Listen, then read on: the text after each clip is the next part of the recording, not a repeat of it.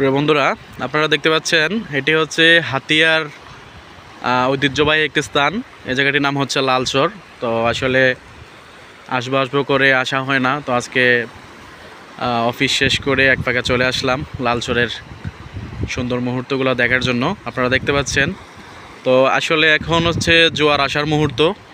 এই যে বঙ্গোপসাগরের ঢেউগুলা পাড়ের সাথে কিভাবে ঢেউ খেলে আপনারা দেখেন, মানে অসাধারণ একটি প্লেস। আর আমার চারপাশে যাই দেখতে পাচ্ছেন এদিকে বিশাল বালি। আমরা আসলে আমাদের অফিস থেকে প্রায় 6 কিলো দূরত্বে চলে আসছি।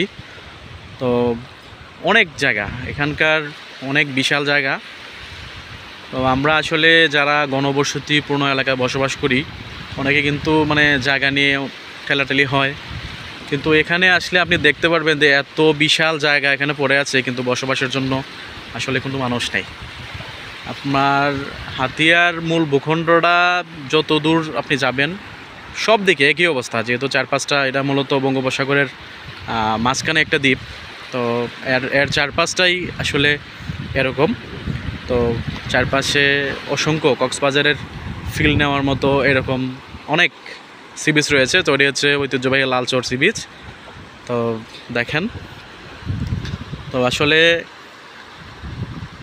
মানে একটা দ্বীপ অঞ্চল, তো এখানে যোগাযোগ ব্যবস্থা যদি ভালো থাকতো তাহলে হয়তো সেন্ট মার্টিন কিংবা কক্সবাজারের মতো এখানেও পর্যটক আকর্ষণের একটা মূল জায়গা থাকতো। তো আসলে হাতিয়ার সাথে নোয়াখালীর যোগাযোগ ব্যবস্থা তেমন ভালো না, যে কারণে মানুষ এখানে আসতে তেমন স্বাচ্ছন্দ্য বোধ করে না।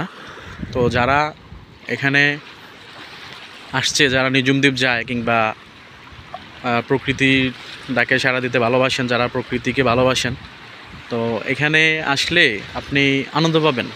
পরিবার পরিজন বন্ধুবান্ধব যাদেরকে নিয়ে আসবেন, আপনি এখানে সাগরের বিশালতার সাথে মানে উপভোগ করতে পারবেন বেঁচে। আমরা যদিও আসছি এখন বিকালবেলা, তো বিকালের আসলে একটু পরে সন্ধ্যা হয়ে যাবে। আর আমাদের গাড়িও আসলে অনেক দূরে রেখে আসছি, এই জন্য একটু রিস্কি লাগে, আশেপাশে মানুষজন নেই। ও তারপর অনেক ভালো লাগতেছে, এই যে সুযোগ পেলে একটু ঘোরাঘুরি করি, ভালো লাগে। যদি সুযোগ হয় হাতিয়া আসেন, হাতিয়ার চারপাশটা দেখেন, ভালো লাগবে। ধন্যবাদ সবাইকে।